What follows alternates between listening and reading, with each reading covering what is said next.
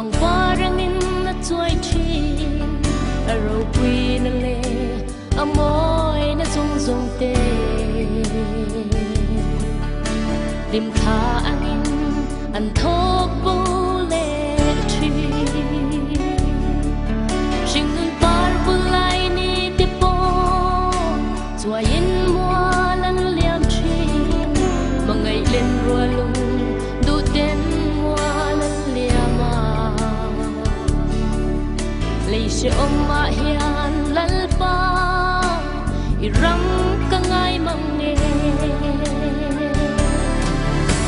ka bong ngai e ka ba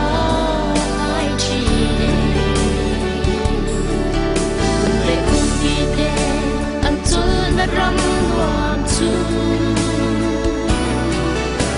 Chatuan khawvarna ram hang ei lung tu te kim nga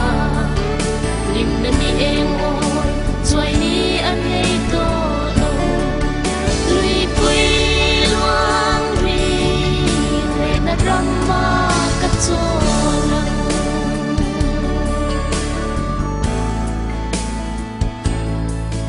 nit nuai ya thil om zong te hi eng ma lo mai an ni e du bo he tui in chu an tui ha le an chol na dai rin a lo om si lo kan nun na hian chan dam tu nang ma zo angai thin che ka tha ba bai nun tui ha min nem tu dam na tui nung lui lal pa o ka ba khan ngai che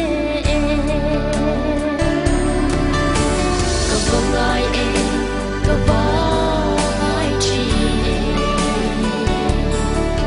kun le kun ki te an chul na ram nuam chu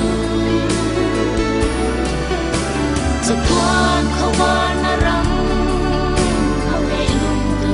te kim nga lim na ni eng o chuai ni an ei to lo lui pui luang ri re na ram ma ka cholang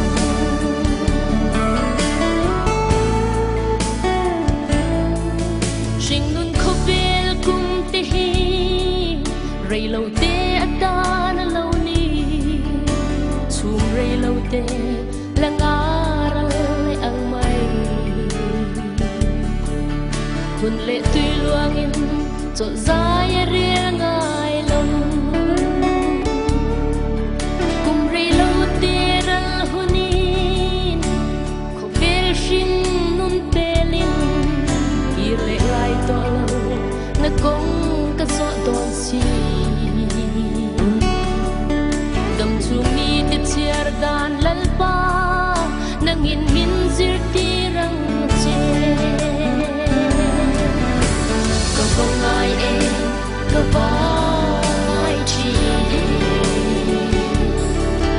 kun le kun gi te an chul na ram nuam chu Chatuan khawvarna ram hang ei lung tu te kim nga lim na ni eng o chuai ni an ei to lo lui pui luang ri re na ram ma ka cholang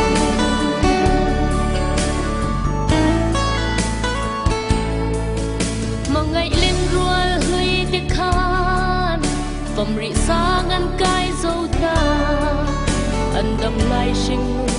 thon thu angin na to pa lei kho har ra hian an tham ral zo ta an su nu ram re a hian kho harin ka chau thin an sing nun te kha ngai ni abang thei lo ki ren ren lo mo lal pa o ka va han ngai thin e ka bong ngai e ka ba